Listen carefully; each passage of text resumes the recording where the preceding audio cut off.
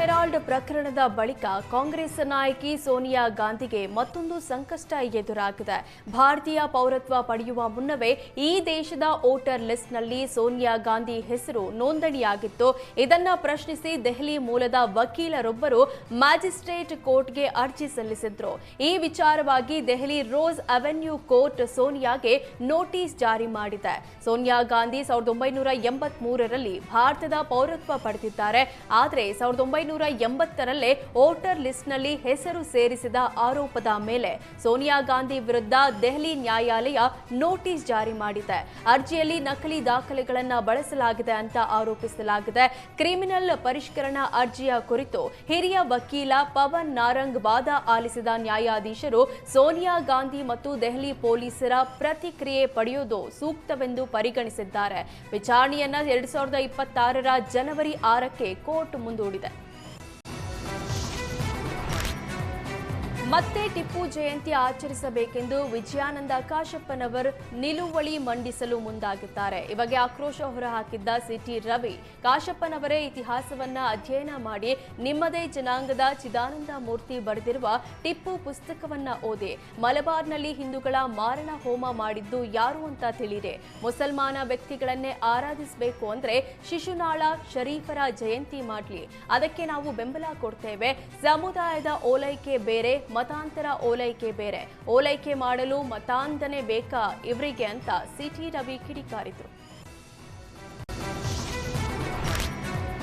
ಗೋಕಾಕ್ ಪ್ರತ್ಯೇಕ ಜಿಲ್ಲೆ ರಚನೆ ಕೂಗು ಜೋರಾಗಿದ್ದು, ಸ್ವಾಮೀಜಿಗಳ ನಿಯೋಗ ಸಿಎಂ ಸಿದ್ದರಾಮಯ್ಯ ಭೇಟಿ ಮಾಡಿ ಪ್ರತ್ಯೇಕ ಜಿಲ್ಲೆ ರಚನೆಗೆ ಒತ್ತಾಯ ಮಾಡಿದ್ದಾರೆ.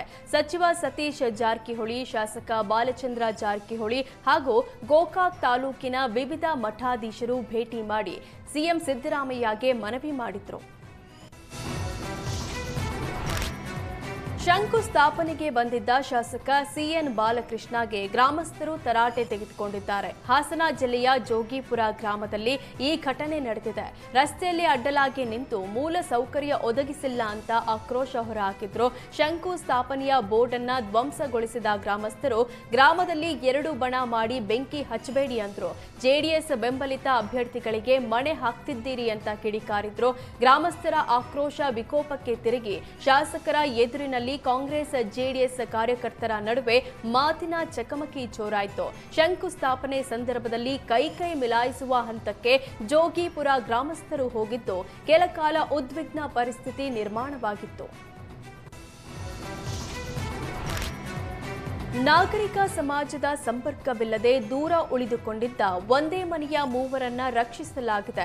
ಉಡುಪಿಯ ಮೂಡುಬೆಳ್ಳೆಯಲ್ಲಿ ಅನಾಗರಿಕರಾಗಿ ಬದುಕು ಸಾಗಿಸುತ್ತಿದ್ದ ಮೂವರನ್ನ ರಕ್ಷಿಸಲಾಗಿದೆ. ಕಾರ್ಕಳದ ಹೊಸ ಬೆಳಕು ಆಶ್ರಮದ ಸಂಚಾಲಕಿ ತನುಲಾ ತರುಣ್ ಮೂವರಿಗೆ ಆಶ್ರಯ ಒದಗಿಸಿ ಮಾನವೀಯತೆ ಮೆರೆದಿದ್ದಾರೆ. ದಂಪತಿ ಹಾಗೂ ಓರ್ವ ಮಗಳು ಮಾನಸಿಕ ಖಿನ್ನತೆಯಿಂದ ಬಳಲ್ತಿದ್ದಾರೆ ಅಂತ ತಿಳಿದು ಬಂದಿದೆ. ವೃದ್ಧರು ಮನೆಯಲ್ಲಿ ಚಿನ್ನಾಭರಣಗಳು ಇರೋದಾಗಿ ಹೇಳಿಕೊಂಡಿದ್ರು. ಇಲಾಖೆಯ ಸಮಕ್ಷಮದಲ್ಲಿ ಹುಡುಕಾಟ ನಡೆಸಿ ಚಿನ್ನಾಭರಣಗಳನ್ನು ದಂಪತಿಗಳಿಗೆ ನೀಡಲಾಗಿದೆ.